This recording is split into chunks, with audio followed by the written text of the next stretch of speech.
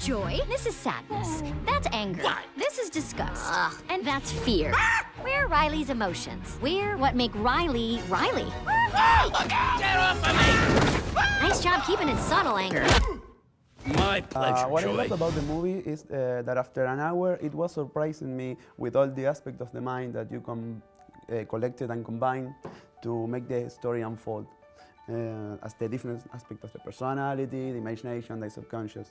How does all this engineering develop it? I mean, do these concepts were appearing as the story demanded it? It started basically with the concept of going in the mind, and then we made a big list of different kind of idioms and places that we might visit, like the train of thought. I don't know if that translates, but you know, subconscious, dream right. production. We made a huge list. Some of them we used, some of them we didn't. But then things like even like songs get stuck in your head, or like concepts. not just places, but concepts that we thought would be fun. Do you have deja vu? The concept of deja vu? Yeah. So, do you have deja vu? The concept of deja vu? Whoa! Oh, Black Cat.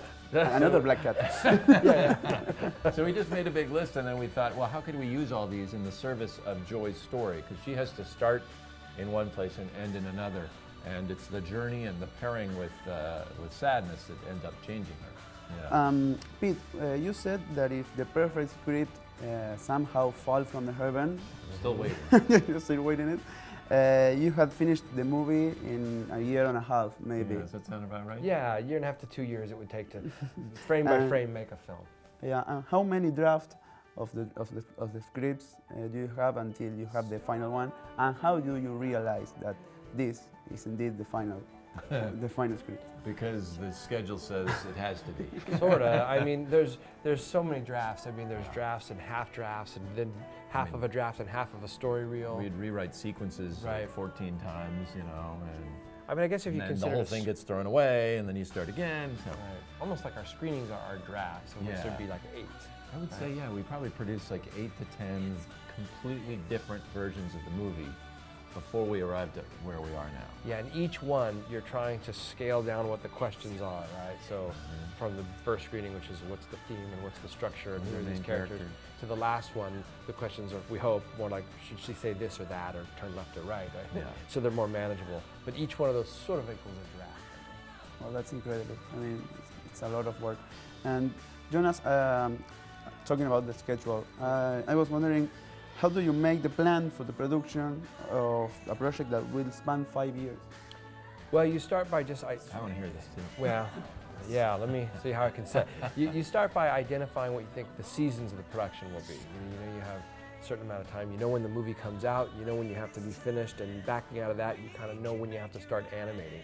And if I could figure that out, then I can work with Pete on what our cycles of the creative draft should be and how much we need to figure out before we can commit. It's very expensive to animate and build models, so you don't want to do that until you know the story is ready. So I kind of sit on the sidelines and look for things that might feel stable. And for example, the dinner sequence, you know, the family has dinner, that worked very early on. And so I started planning, maybe we could start building that and thinking about those characters and sets. And you start slowly identifying your assets. I could talk about this all day, so but it's just a long, slow train of like I said, identifying the seasons. You're kind of working backwards from, we know the movie will be out in 5 years, therefore the script is due on Tuesday. Right. And you're like, wow, okay. Yeah, and I'll say, oh, but I try to do, like, Pete, we have to, in a year and a half, we're going to be casting. Right. And so that goes into his head, he's writing. A year and a half, you have to be casting. I mean, Yeah. you think a lot forwards, right? Right, you always have to. Yeah. Well, Do you ever look at someone and wonder what is going on inside their head? Uh-oh, she's looking at us. What did she say? Sorry, sir. No one was listening. Did you guys pick up on that? He's making that stupid face again. Sir, she just rolled her eyes at us. Is it garbage night? We left the toilet seat up. What? What is it, woman? What? For this, we gave up that Brazilian helicopter pilot? Come, fly with me, gatinha. Well, you talked about the dinner scene, and what I love that scene. I mean, it's like a battlefield. It's amazing. And what I noticed is that Riley has male and female emotions, and her parents not. Right. Is this way to handle so many characters you have in the same scene, and to not to confuse the audience? Yeah, we tried an earlier version where we had a mix, but it got very confused. So we just went with a very broad kind of, all of Dad's emotions have mustaches, all of Mom's have the red glasses and the hair, you know, so it was a shorthand so that we instantly know where we are. Yeah. When I watched it, I thought that as a grown-ups, you have already defined your personality, so you have all male and all female. That's right. That's exactly why we did it. That's a better answer than your answer. Maybe you come sit here. Well, this is the final one. So this year is the 25th anniversary of Toy Story, and you obviously worked in that wonderful film. And I was wondering, in these 20 years, what things changed on Pixar and what remained the same in the work? Well, so much has changed. Yeah. I mean, it's a larger studio. There's 1,200 of us in a big, beautiful building that was built around when we were working on Monsters. We were kind of in a dump before. It was, you know, not a dump, but it was literally a dump. It was not as fancy. It was not as fancy. No. You didn't have Luxor there, right? No, we didn't have Luxor. We didn't have a beautiful restaurant like we do now, and all the wonderful things. And so all that's changed, and there's just so many more young, talented people, and that's all good. I think what's more interesting is what stayed the same. Yeah. Which is somehow, and we're all very proud of this, it still has that spirit of that small studio. It's still kind of the same core creative that are now supplemented by new talented folks, but sort of after it for the same reason, which is just the love of making movies.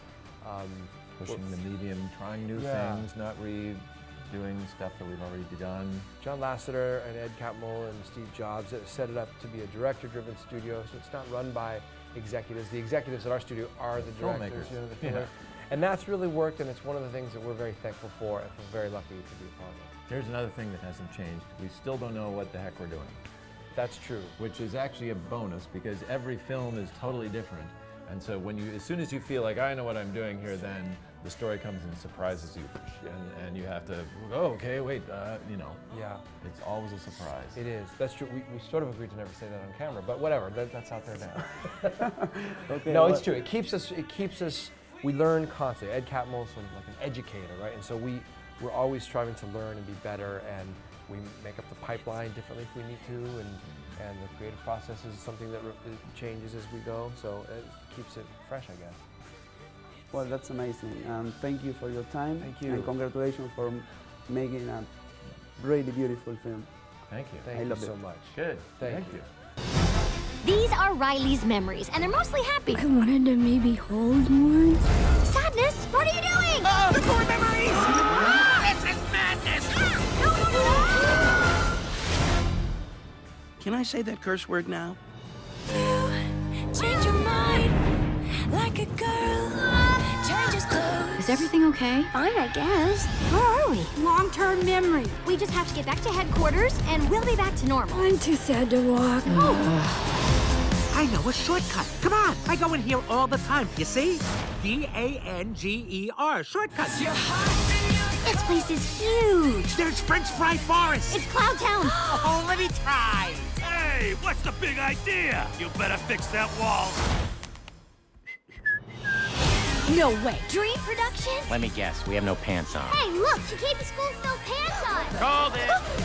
You guys don't have to come to every game. We have a major problem. I'm not missing one. Find your happy place.